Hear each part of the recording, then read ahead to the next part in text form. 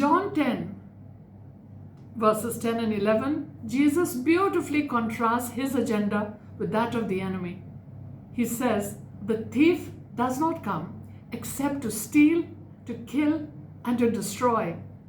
I have come that they may have life and have it more abundantly. I am the good shepherd. The good shepherd gives his life for his sheep."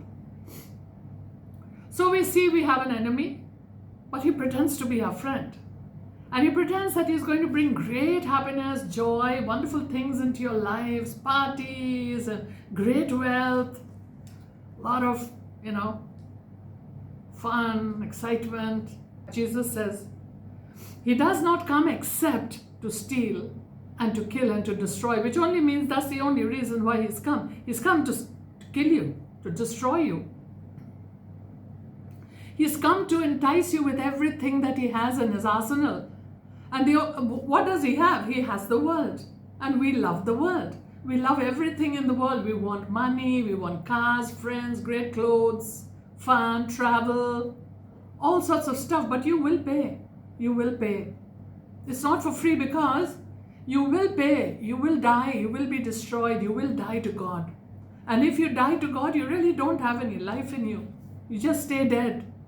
If he didn't leave Jesus alone, think about that. Why is he going to leave us alone? He tried his tricks with Jesus in Matthew chapter 4 when he was tempting Jesus, when Jesus was in the wilderness for 40 days and 40 nights. He took him up on an exceedingly high mountain and he showed him all the kingdoms of the world and their glory. And he said to them, "All these things I will give you if you fall down and worship me." What cheek! He shows Jesus all the kingdoms of the world. He said, "Give it all to you, it's mine." In another gospel, this is Matthew, in another gospel, I think Luke, he says, "It's all mine, it's been given to me and I can give it to whoever I want." It's right. It was it. He did take it from Adam and Eve, so it was his in a way.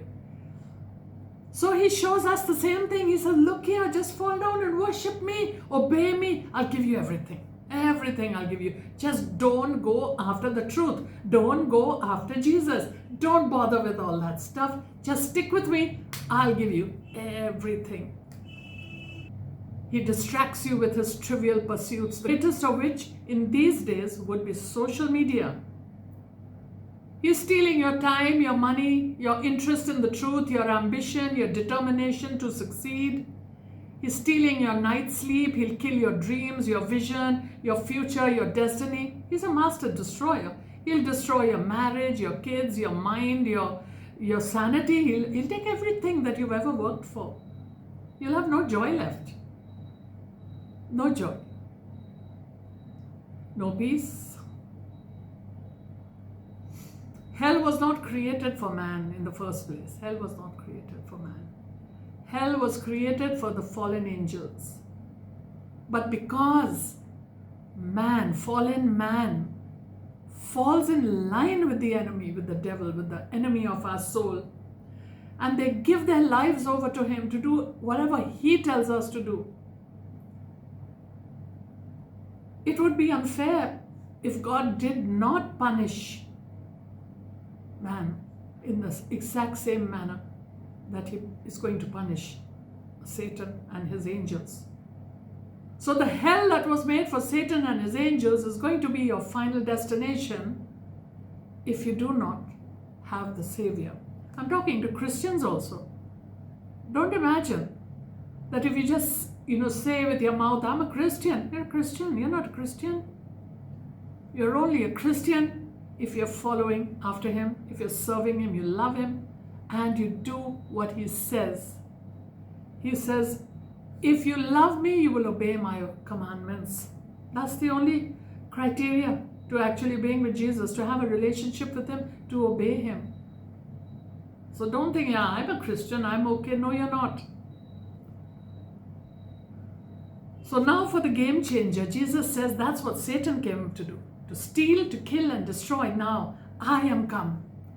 That's the game changer. Praise God. Hallelujah. Jesus came. I am come that they may have life and that they may have it more abundantly. Abundant life.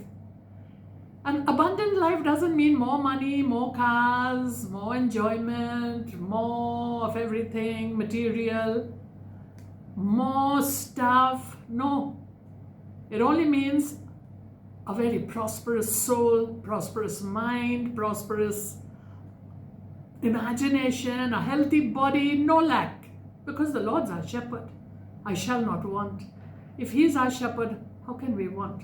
In verse 11 and 15, He says this. He says, He shows us how He's going to give us that abundant life. He says, I lay down my life for my sheep. How much more do you want a shepherd to love you? He's ready to lay down. He says it again in chapter 10, verse 15. I will lay down my life for my sheep. I am the good shepherd. He is the good shepherd. Wow. The only reason we can be prosperous and abundant is because Jesus laid down His life for us. That's how He gave us Zoe life, God's life, abundant life, everlasting life, life, and more life. He has paved the way back to the Father by shedding His blood. He has made a new and living way back to the Father. We can all go. No one needs to go to hell.